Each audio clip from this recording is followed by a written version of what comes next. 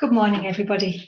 Well, it's Friday, time to think about our week and all our achievements and what we'd like to celebrate. So I wonder what you've been up to over the last week. Perhaps you've been practicing riding your bike without stabilizers, or tying your shoelaces, or maybe you've been practicing something in maths that you found really tricky. Maybe your times tables if you're in the juniors, and you've got there and you've learnt something new. So whatever it is this week, you can be proud of what you've achieved. Now, sometimes I've noticed that the things I'm most proud of, the things that I want to celebrate the most, are the things that have taken me a long time to achieve. Perhaps something that's taken me lots and lots of practice, something that I've really persevered with. And sometimes when you're learning something new, it involves making mistakes, doesn't it? And mistakes can be a bit tricky, and sometimes mistakes can make us feel like giving up. I'm going to read a story this morning called The Girl Who Never Made Mistakes.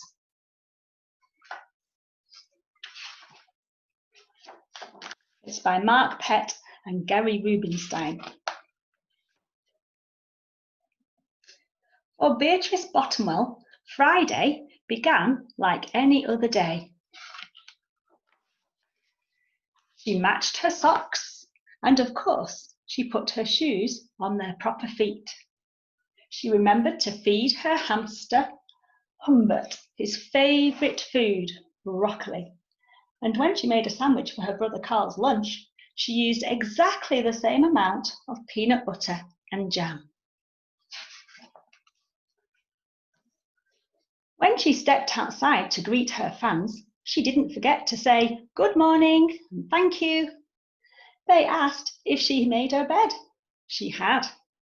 They asked if she forgot to do her maths homework. Nope. What about tonight's talent show? They asked.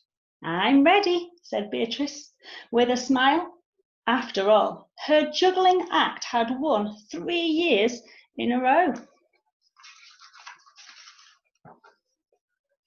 Most people in town didn't even know Beatrice's name. They just called her the girl who never made mistakes, because for as long as anyone could remember, she never did. Unlike Beatrice, Carl made lots of mistakes. He ate his crayons and drew with his green beans. He danced with his hands and played the piano with his feet. Carl loved to make mistakes. At school, Beatrice was on a cooking team with her 2 best friends, Millie and Sarah. To make their giant rhubarb muffins, they needed 4 eggs. Beatrice went to the fridge and carefully chose the biggest, eggiest eggs she could find. But on the way back, her legs slipped out from under her. The eggs went flying. Beatrice was about to make her first mistake. Oh, but she didn't. That was close, thought Beatrice. Sorry, Beatrice, I dropped a piece of rhubarb. Don't mention it.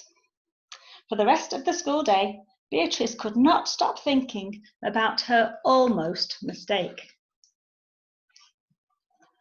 On her way home from school, Beatrice watched Millie and Sarah ice skating in the park. Come and join us, Millie said. It's fun, shouted Sarah. Beatrice watched them slip and slide on the frozen pond. Millie and Sarah laughed as they wobbled on the ice. Oh, no thanks, said Beatrice. At supper, Beatrice barely touched her food. Is everything all right, kiddo? Asked her father.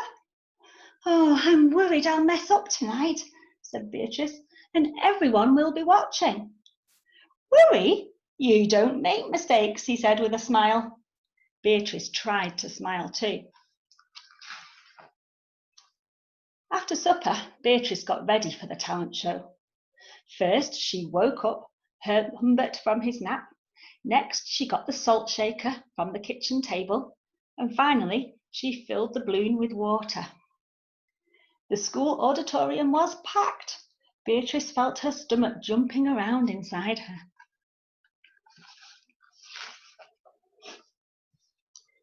Beatrice waited for her juggling music to begin. That's her! That's the girl who never makes mistakes, shouted a woman. Oh, we know she'll be perfect, said a man. When the music started, she tossed Humbert into the air. Next, she added the salt shaker, and finally, the water balloon. Beatrice didn't miss a beat. The crowd clapped with delight. But Beatrice noticed something about the salt shaker that was a bit odd. The specks falling out of it were not white. Achoo!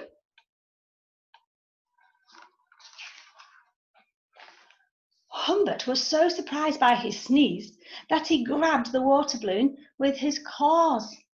Humbert, pieces of water balloon, and the pepper rained down on top of Beatrice. For the first time in as long as anyone could remember, Beatrice made a mistake, and it was a big one.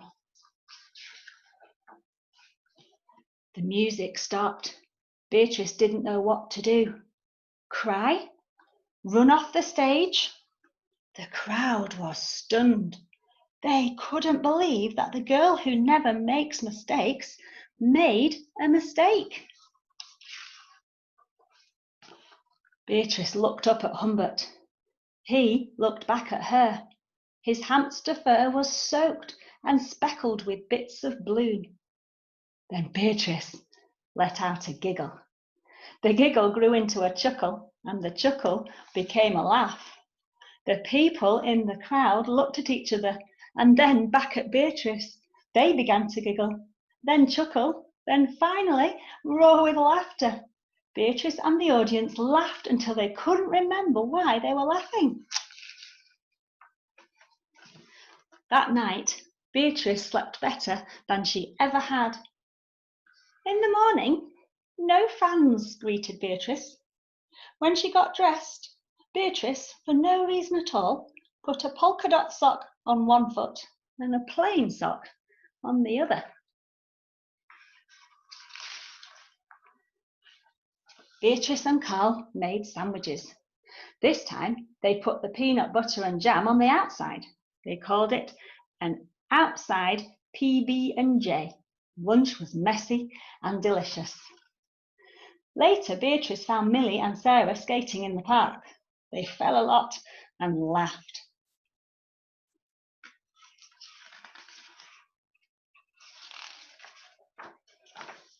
Now, people no longer call her the girl who never makes mistakes. They just call her Beatrice.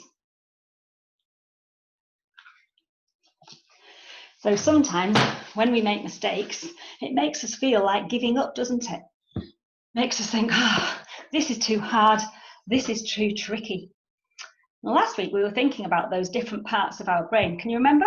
The amygdala, the hippocampus with all our memories, and our prefrontal cortex, the wise leader part of our brain that can help us make really good decisions.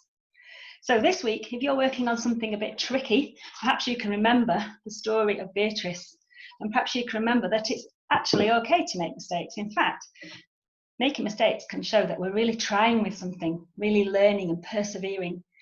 And if you think, I feel like giving up, this is going to take too long, it's too hard, then think, maybe I could try a different way.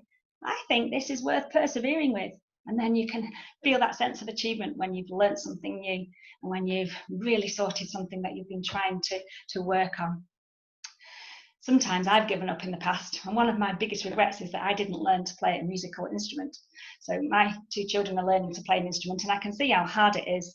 And when I was learning the guitar when I was much younger, I thought, this is too hard, and I gave up, and now I wish I hadn't. So there might be something that you think, I'm going to battle on with this and really try my best with it, and then you can learn something new and achieve what you want to achieve. Let's finish with a prayer.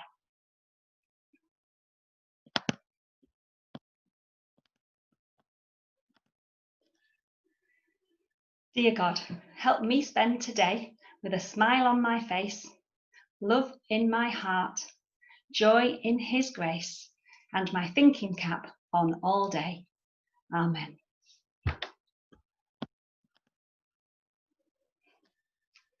Have a good day, and I'll see you again soon.